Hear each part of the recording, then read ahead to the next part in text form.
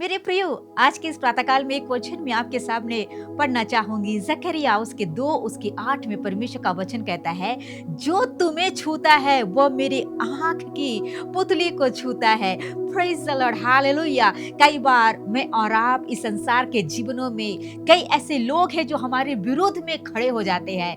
हम अपने आप को अकेले महसूस करते हैं। हमारे जीवनों में कई ऐसे नौबत आती है, कई ऐसे वक्त आते हैं, हमारे परिवार के लोग, अपने सगे लोग हमें अकेले करके हमारे विरोध में जब खड़े हो जाते हैं, झूठे-झूठे बात करते हैं, अपमान की बातें करते हैं, हम अपने आप को कमज़ोर की हालातों में जब हम सोचते हैं, याद रखिएगा, मैं और आप परमेश्वर की संतान है, अभिषिक्त जन है। जो तुम्हें छुएगा वो खुदा के आँख को छुएगा। ये परमेश्वर का वचन है, क्योंकि परमेश्वर के लिए हम बहुत ही कीमती और अनमोल है। Hallelujah, praise the Lord. मेरे प्रिय भाई-बहनों, आज के समय में आपसे कहना चाहती हूँ, मैं और आप कोई ऐसे साधारण व्यक्ति नहीं है। इस संसार में बहुत सारे कष्ट, तकलीफ हमारे जीवनों में आएँगे। कई बार हम अपने आप को कमज़ोर की हालातों में लेके जाएँगे।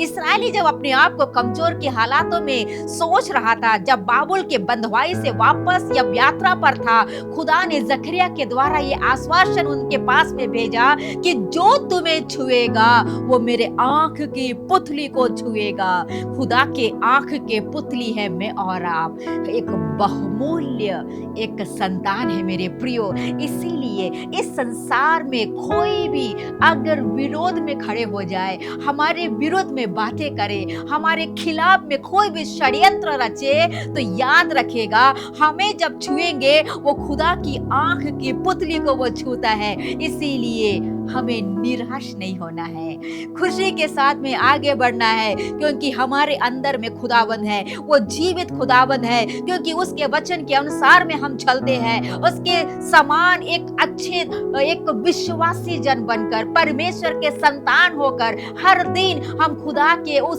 वचन के अनुसार हम आगे बढ़ते हैं। इसलिए खुदा हमारे अंदर में वास करता है।